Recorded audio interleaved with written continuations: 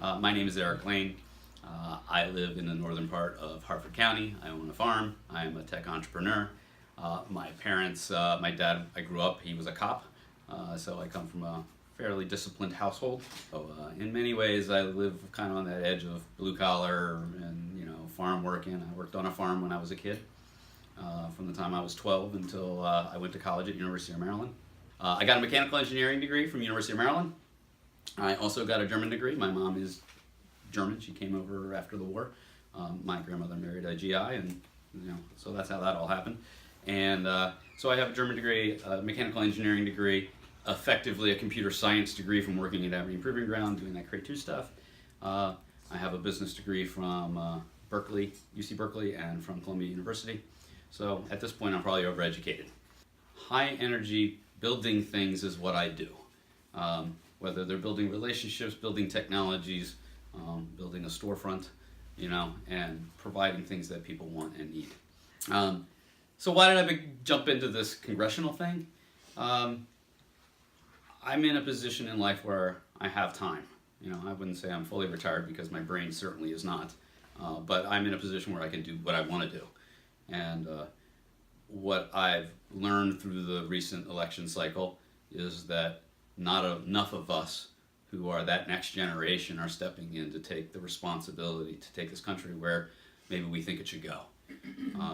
I come from, I recognize the demographics of our District 1 congressional area and said, I don't have to change to be someone who I think genuinely represents the whole district.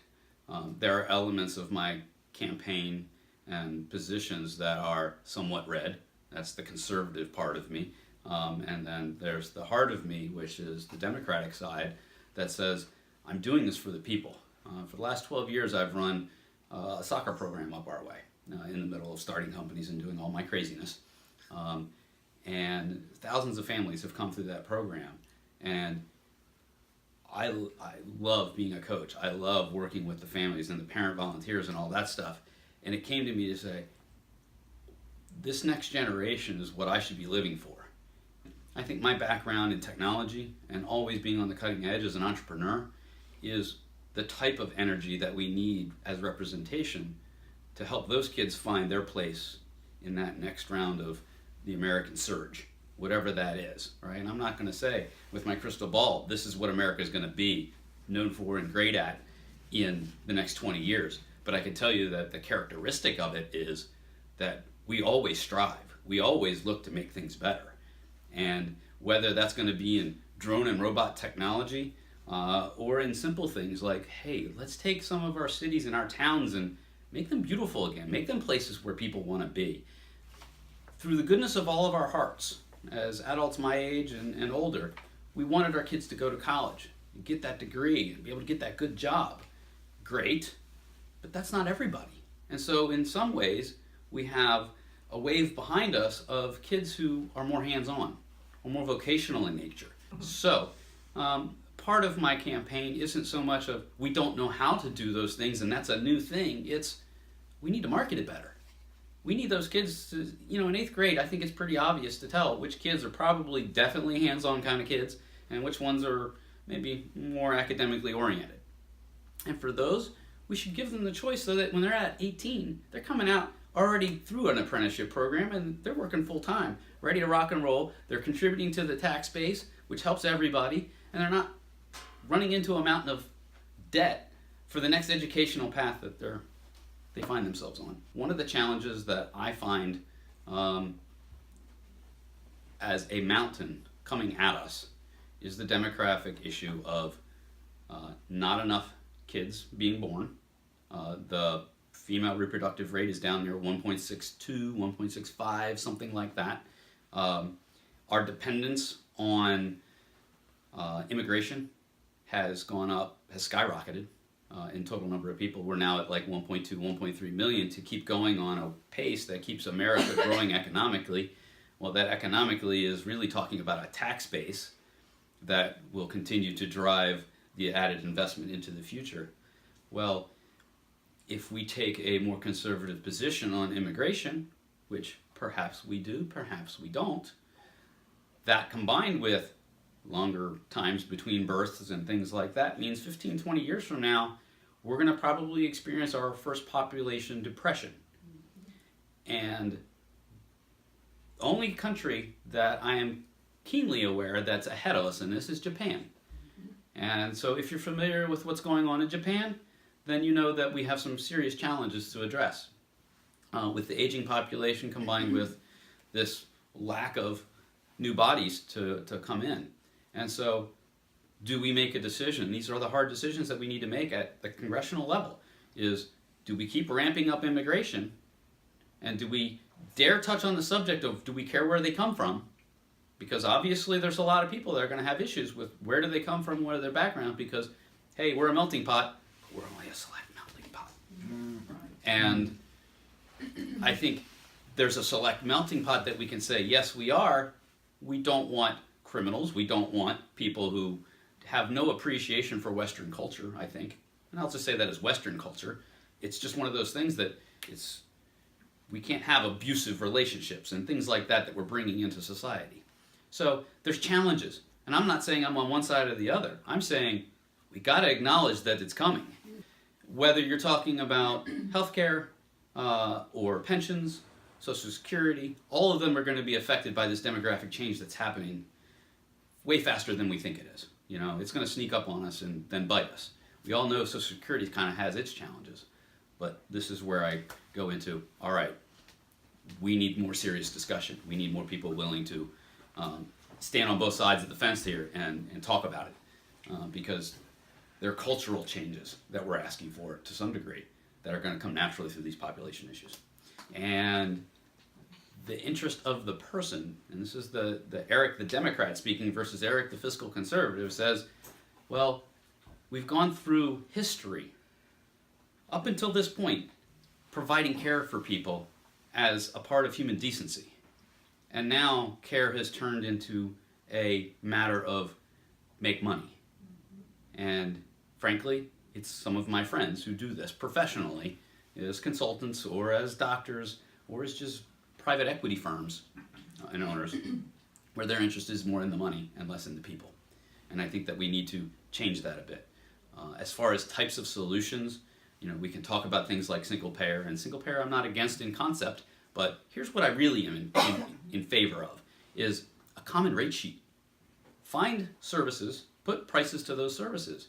Maybe have regional adjustments to them, but when it can go from $100 to $5,000 for the same thing, now we're talking that's a little crazy. And no other industry can tolerate that. So why should we allow healthcare to tolerate it? Because it's really coming on the backs of our own personal productivity as Americans. The one thing I think that's underlying all this, and maybe it's the biggest, is I've told some of that I own a farm. That farm is under Farm Preserve. It has 140 acres of wonderful, but by being on Farm Preserve, I am inherently environmentally conscious. And I wouldn't change that for the world. We have a lot of ecological issues here on the shoreline. And they start from places like where the water flows through my property, you know, which are tributaries that feed into Susquehanna, which feed into here. And, you know, we do the testing of the water and stuff, and the programs that do agricultural testing of the soil and things like that, they're all critical. We have trash issues. We have all kinds of things. So I think there's a lot that we can do, and I think the issues that have happened in the EPA for the EPA under Mr. Pruitt's care and attention has put us all in a position to say, who are they looking out for? Are they looking out for that next generation? No, they're looking out for today's dollar. An EPA makes a lot of sense. But the rules that apply in our particular region that would affect the Bay don't necessarily apply to the Midwest. And so when we make rules and regulations, they need to be localized to some degree, or regionalized. Because frankly, nobody in Kansas cares what happens to the Chesapeake Bay. They're probably not eating our oysters. They're probably not eating our crabs or our rockfish or anything that we take as an inherent privilege of living here. So my view is the EPA has its responsibilities, and maybe some of the regulations are way too broadly approached. But I think that we should still have block grants of money that goes towards regional issues to help solve those problems. And I think that EPA needs to have some teeth in order to make sure that they work. And if a company wants to be able to do something that perhaps would promote more pollution in one area or another, maybe there's regions where that's more tolerable. And maybe that's what we do, is we say, all right, if you want to do it, go over here to do it.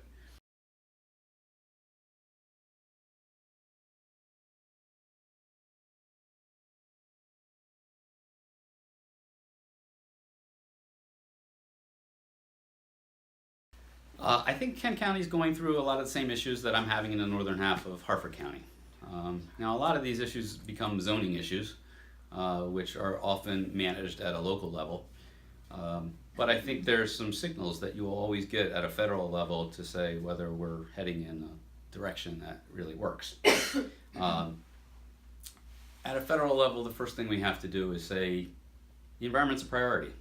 And, it's generations that have to live with this. If we look at it from, say, a Chinese philosophy, they talk about periods of times that are like 500 years. Right now, we're barely good enough to get through a quarter. And if we look in that spirit to 500 years from now, assuming nobody's gone crazy and pressed the nuclear button, I think we want to be able to have an America that we can appreciate represents its heart and soul, which is a rural component and an urban component, where one really serves as that feeding ground for the rest of the country, and there's more urban centers. And I think we're on a challenging course where everybody wants to have their acre, and that acre is at the sacrifice of the farmland, frankly. I see it happening up where I live, where it just continually creeps forward. And the real challenge there, and this kind of goes back to that vocational discussion I've had earlier, is many of the kids don't see a future in farming. And if they don't see a future in farming, what I'm seeing from the elders of the community who own the farms is there's no one to take the farm from me. My kids don't want the farm. It's too much work. And it may be a bit of a stretch to say, well, there's another kid who does, and you might want to bring him into the system, but still we haven't reached that divide. So I think we have a social challenge, which is we appreciate what the farms do for us, but we don't necessarily have the mindset to motivate the kids of the next generation to say, growing up, that this is the lifestyle I want. And because it supports my community, I want to do it. I want to be committed to it. So I think it goes back to education. If we can do some things in education, the high school that I happen to be a track coach at is an ag magnet. So they do the animal program, they do the plant harvesting program. And we need more of that. But we also need those kids to feel like when they're coming out of a program like that, that there is an opportunity, as much as that economic jump would be, for them to own a farm. That's why they're getting into it. Farms are so expensive because real estate prices, it's much more lucrative to sell the farm and create plots of houses out of it than it is to keep the farm. And so at a federal level, when I talk about things, I think there should be more subsidies towards those kids who want to get into that world and preserve that farmland. I want the state, and mind you, it may not be my role as a congressman, but certainly as congressman I'd have influence. But the ag preservation program that my farm's in, that should be continued to be nurtured, maybe even funded further. Because the more time that we wait, the less of that farmland is going to be available in the long run. Now in Kent County, you're in a unique position because you have so much farmland. And you don't have a bridge currently coming across that is inviting everybody to turn it into suburbia. So far. But that's the thing, is one simple move like that changes the whole complexion of this particular county. And I think as a congressman, my job would be, hey, we have some marketing to do, we have some education programs to support, and I think that there's a lot we can do on the environmental side as well. but I think that kind of drives some of the point.